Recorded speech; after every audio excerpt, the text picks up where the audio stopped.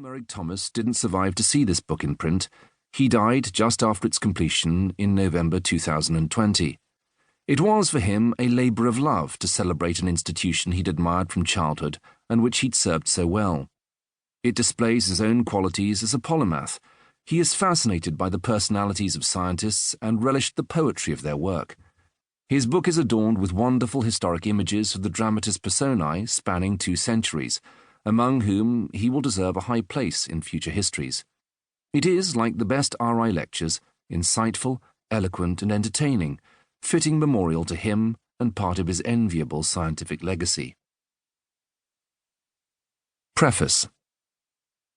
This is a personal selection of the remarkable personalities and achievements of some of the extraordinary individuals who, during the 19th and 20th centuries, worked or lectured at an address in Albemarle Street in Mayfair, central London. Although most of them were among the leading natural philosophers of their day, and many were responsible for revolutionizing several facets of science and technology, others were equally renowned for their general cultural contributions to a wide range of topics encompassing the arts, literature, the humanities, drama, anthropology, Egyptology, medicine, music, poetry, politics, and religion. Having lived for 5 years and worked for 20 at Albemarle Street, I never cease to be excited by the thought of all the great men and women who have occupied or visited number 21, which was once my home and where my science was carried out between 1986 and 2006.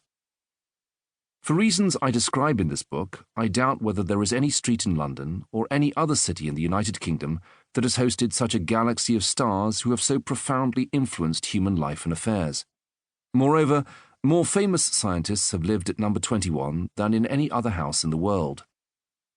After its owner was murdered, number 21 Albemarle Street was sold and converted in 1799 to a laboratory, a lecture theatre, display centres, workshops, and a library, and became the Royal Institution of Great Britain.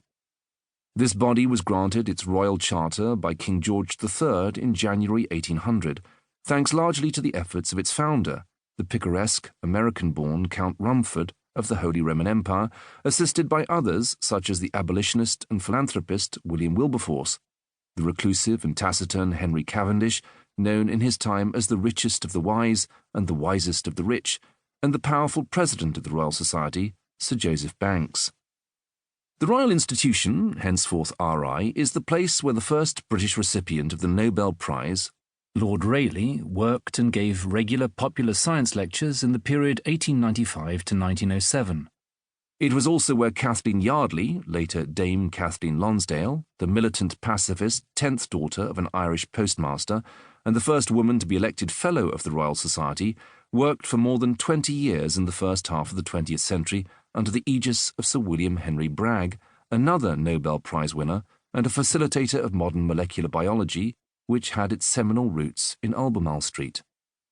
Subsequently, 15 other Nobel Prize winners have been associated with the RI, either as permanent or visiting scientists.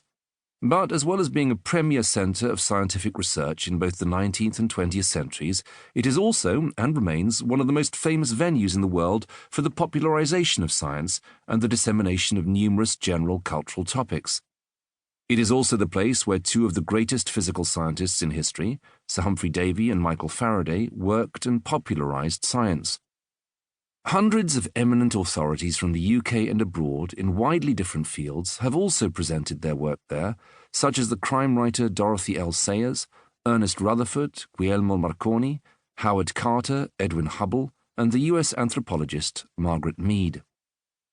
Davy, who was a friend of the poets William Wordsworth, Samuel Taylor Coleridge, Robert Southey, and Lord Byron, was one of the first really successful popularisers of science.